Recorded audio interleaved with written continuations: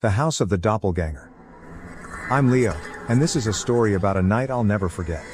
It was November, the air was cold, and our village was eerily quiet, with hardly anyone on the streets.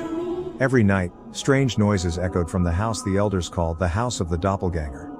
There was something about it that drew me in. The neighbors said that no one had lived there since the mysterious disappearance of the family who once owned it.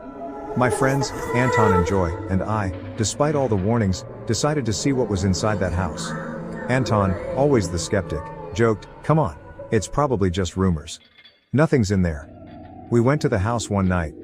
As soon as we stood in front of the old decrepit structure, I felt a heaviness in the air. It was like a cold breeze surrounded us, even though nothing else seemed to move. Joy was unusually quiet, while Anton tried to act tough.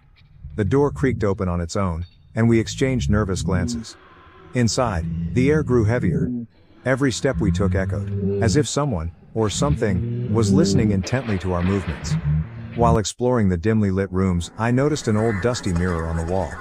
Curious, I moved closer, but what I saw froze me in place. In the mirror, I saw my reflection. But it wasn't really me. It was smiling, but the smile was cold, twisted, almost mocking. I took a step back, panic rising. When I looked over at Anton and Joy, they were frozen too, staring at their own reflections. "What's happening?" I asked, my voice shaking. But they didn't respond. Joy, like my reflection, was now smiling strangely, and Anton stood in silence, transfixed by his reflection, which now wore a sinister grin. Then out of nowhere I heard a familiar voice. "Leo." It was my voice, but it wasn't coming from me. It was coming from deeper within the house. I followed the sound, my heart pounding, until I found myself in front of a dark corner. There, standing in the shadows, I saw me. An exact copy of myself, staring back at me with cold, lifeless eyes. I knew right away, it wasn't me. "Get out," it whispered, its voice low and chilling. That was enough. I grabbed Anton and Joy, trying to pull them toward the door, but they didn't move. They were still smiling. Still empty, like they had lost something deep inside. I forced them toward the exit, my heart racing. Once we were outside, I gasped for air, but something felt terribly wrong.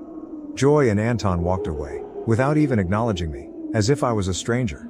When I finally got home, I went straight to the mirror in my room, just to reassure myself that it was all over. But when I looked, I saw it again. My reflection, smiling back at me with that same cold, twisted grin I'd seen in the House of the Doppelganger. Since that night, I've never gone back to that house. But every time I look in the mirror, I can't shake the feeling that the person staring back at me isn't really me anymore.